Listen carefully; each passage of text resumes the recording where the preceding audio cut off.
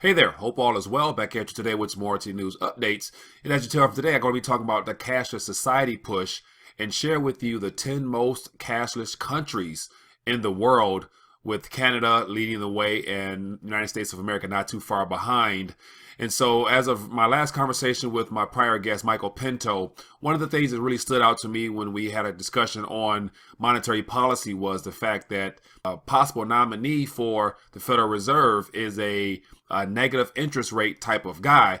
And so he was mentioning how if we went into actual negative rates, nominal negative rates, how the threat on cash would become more of a problem, where there might be a push to remove cash, i.e. the cashless society push here in the United States. So when I read these articles, it got me to thinking about how, not too many people are actually paying attention to the importance of being able to still possess cash in their physical possession, and how in the days ahead, as the Federal Reserve continues to push for the inflation rate to increase, how cash will be of importance for a short period of time before possibly they inflate it away. So before I dive into those articles, as always, if you're new to RTD, I want to encourage you to click the subscribe button for more RTD News updates as well as interviews. And if you're also new to the Rethinking Dollar concept, I want to encourage you to visit the RTD University page, where I share all my prior interviews with economists, authors, as well as commentators that help you begin to think beyond the Federal Reserve note and the days ahead with this current monetary fiasco that we're in, and the possible recession, as my prior guest Michael Pinto said, might be on the way as of next year. So let's dive into today's news. So, as I mentioned, I have a couple articles I want to share with you, all dealing with what's happening in the news in regards to the cashless society push, or the cashless movement, as some would like to say, and how, the commercial banking system is positioning this as an advantage for you, the consumer and the saver, because it can save you the headache of having to carry physical cash and coins in your pocket, when all you have to do is just pull out, one single piece of plastic card and swipe it, or use your mobile device to scan a Q code or something like that. And how that can really save you time, money, and effort. And then on the back end of that, one thing I want to share with you is this visual aid right here. And it's the changing form of America's money, which kind of paints a picture for every country around the world, how this whole idea of removing cash is nothing new. I believe that since our monetary system kind of formed in this country, several hundred years ago, dealing with gold and silver, how the idea of removing gold and silver to paper, to redeemable paper, to electronic digits has been a part of the game plan all along. And as you can see from this visual aid here, there's a very little physical cash actually available for people to use, even if they wanted to. So the only alternative is to make everything electronic.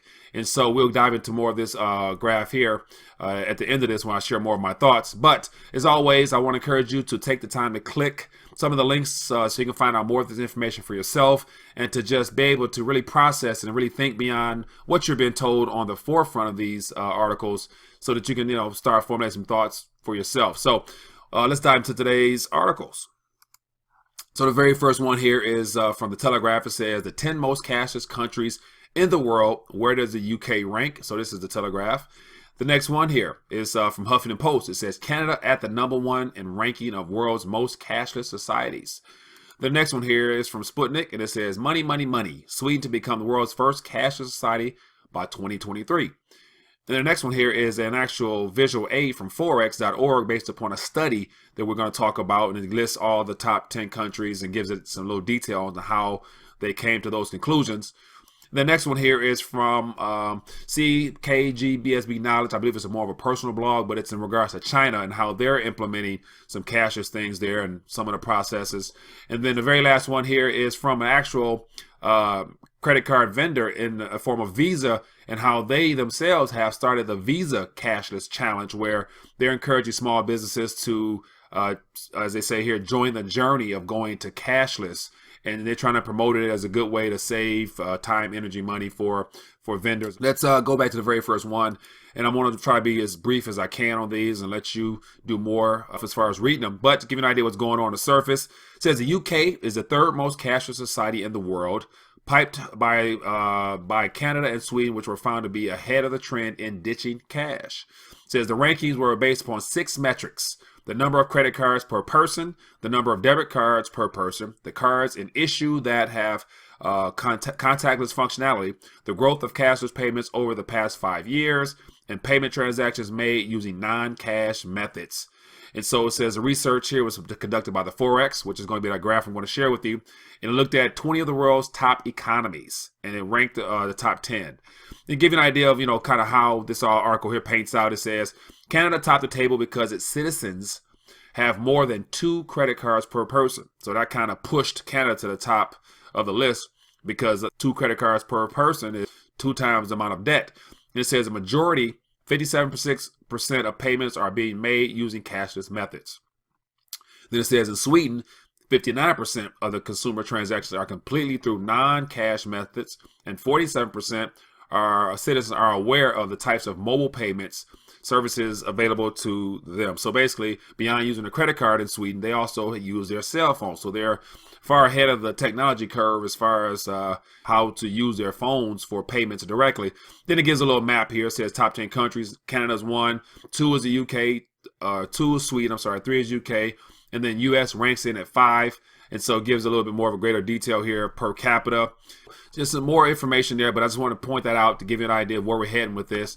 And then the next one here is about Canada. It says Canada at the #1 rank of the world's most cashless societies. And I wanted to share a couple of things I highlighted here.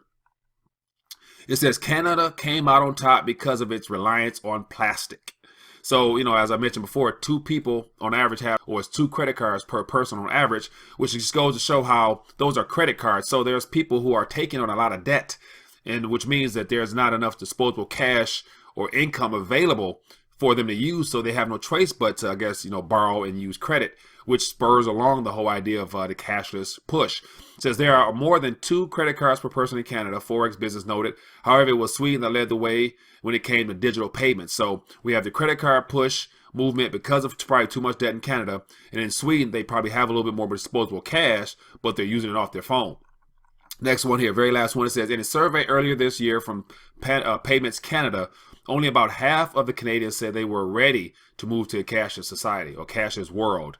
It says many have expressed concerns about privacy and the safety of personal information online. It says the recent hack at ratings agency Equifax, which exposed the personal data of at least 145 million Americans and some 8,000 Canadians, highlights the problems with personal finances in the digital age. So that right there in and of itself kind of paints a negative, shines some negative light on this whole cashless movement, because if everything is just digital and it's, through being held by third parties and whoever knows how many other parties on top of that, your personal information and your banking information solely in digits, that means it can easily be hacked, or if it's not easily hacked, can be compromised in some way as far as just overall privacy. It puts a lot of strain on, people actually being able to trust everything being held in their phone or on a single plastic card, which definitely will be a problem as time moves forward. And so the very next article here is from Sputnik, and this deals with what's happening in Sweden. And to give you an idea what's going on here, it says last year only a meager 1% of the value of all payments was made using coins or notes in Sweden. It says the smooth transaction toward a totally cashless society could be completed by 2023, when shops are likely to stop accepting cash altogether. A study from the Royal Institute of Technology and the Copenhagen School of Economics suggested. So here we have the idea of cash no longer being accepted. And so you can probably go up to a store or go up to a vendor and see a big sign, no cash is accepted, which would be probably at that point accepted, but yet one of those things where it just forces you more into a single system where you're forced to use a card or a mobile phone. Then some more down here, it says, however, consumers are being spurred into the abandoning cash by banks and trade unions in an effort to reduce the risk of robbery. So here we have another approach here that the banking system is getting in on the idea of, really encouraging citizens that it's not really safe to walk around with, kronas in your pocket or perhaps dollars in your pocket anymore because of crime and because of the idea that it's just not hip with the times. When it comes to transacting with cash in stores, they're saying that, this is additional time needed to count it, sort it, stack it, package it up, ship it. And so that's, becoming obsolete. It's becoming very time consuming. So let's, get away with that altogether by just using digital, and everything is done like that. So just to give you an idea what's going on there. Just something to think about if you're interested in reading more.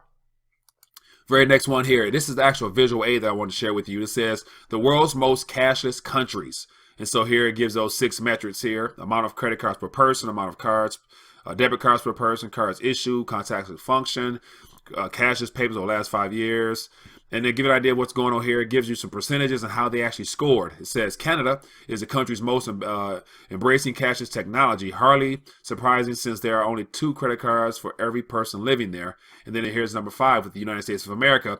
And it says credit cards have been a big part of Americans' way of life for years. And that shows no sign of slowing down, as there are nearly 3 credit cards for every person in the state. So Canada has approximately 2 on average. Here in the United States, we have 3 credit cards, which kind of symbolizes the idea that there's 3 times the amount of debt that the American citizen is exposed to, not because it's necessarily convenient and it's the American way, but more so probably because there's not enough disposable income at the end of the month, to where more people are utilizing credit as a crutch slash probably a very first option for a few in regards to purchasing and paying and sustaining their lifestyle. So just something to think about here. Then the very next one, 6, Australia, Germany, 8, 9, Japan, 10, Russia. If you want to find out more about those other countries, feel free to view this graph. The next one here is, will China be the first country to phase out cash? And it's quite a long article, but just give you some ideas of what's going on. It says in 2006, China's mobile payments hits 5.5 trillion. According to 40% of retail payments, are roughly 50 times the size of the U.S. at 112 billion market. So they're 50 times higher. Goes to show that they're positioning themselves as the #1 economy on the planet. It says according to Beijing-based consulting firm iResearch, it says pushed by the non-bank service providers, mobile payments penetrated people's daily lives in a very short time. It says back in 2006, China still lagged behind other countries, with cash using accounts for 13% of GDP, says compared to 6.4 in the US and 3.5 in the UK and at that time. So their cash using cash is a lot higher in those countries. Then another thing that stood out to me, it says a global survey by KPMG asked whether people are willing to use mobile wallets to pay, and the results show that globally 66% of people would like to use mobile phone payments, while in China, 84% of those polled said yes. So the idea that generation there, when it comes to cell phone, thing like that, they have, as they say, Alipay and WeChat, they have more opportunities to use their digital phones or their phones there. So I can see the idea of a cashless push being ramped up even more in China in the days ahead, as they probably link their push for gold ownership by their citizens to some form of payment method, which I believe there's technology out there where they can do digital gold payments or whatnot. So just something worth thinking about. And then if you're interested, you can feel free to read the article for yourself. The very last one here is Visa. It says the Visa Cashless Challenge. So this is actually their website here. And if you go down, you can see all types of positive things that they're promoting to help small businesses get involved with this cashless push. And then the actual challenge they have here ends at the end of this month here. And so here's some of the qualifying things for people who, if they're interested in getting their small business involved. And so here it gives a lot of, stories on how this is such a great thing and how they're helping people by removing some of the headache of handling physical cash. So that's kind of, what's happening in regards to the cashless push movement. But yeah, just share my thoughts with that, and also to pose some questions to you. I want to go back to that visual aid I shared with you for a moment and just give you something to look at visually, at how, the whole idea of cash being removed is not a new phenomenon. I believe it was part of the original plan initially from the banking system to basically dwindle things down from physical possession of metals in exchange for redeemable paper, and then for just paper by itself. And then we ushered into the digital age in the mid 70s. And then now everything is done via bank ledgers. And so cash is, for the most part, in our banking system solely as digits and not necessarily physical cash. So a while back, I put together a dollarcation visual aid, which I'll put up here as well, which kind of shows the pathway of our monetary system, how we started off with our coinage acts, which, kind of stated what a physical or actual dollar is and still is to this day, to what it is today in the form of a Federal Reserve note. And then along with that was the cashless society movement. And so since we've been ushered into a digital age only, and along with the benefits of a lot of digital technologies such as the blockchain and things like that, which in and on the surface is a very helpful and very intuitive way of doing business. But yet on the other end, through the banking sector, it's meant to kind of just put us all in one lump pool of only being able to use that, with removing our personal rights to maintain some type of physical storage of wealth outside of the banking system if we chose to, just for the sake of having something to call our own. And so by us being ushered into a solely digital age type of economy will only remove some of those rights and privileges, because it allows them to kind of figure out how, what, when, and track what we're doing with our transaction, which removes our privacy. So that's kind of what's happening on the news. I want to share that with you. And then the question would be for you is, what are your thoughts about this cashless movement? Do you think this is just something that will be beneficial for you and our country, as well as our globe moving forward? Or is this a way to just minimize control, minimize freedom, and to just put us all in the same basket of those who are able to control and monitor and see and dictate what we can and cannot do with our funds? So I'd love to hear your thoughts on that. But other than that, hope you enjoy this news update. Let me know your thoughts below. And other than that, enjoy your day.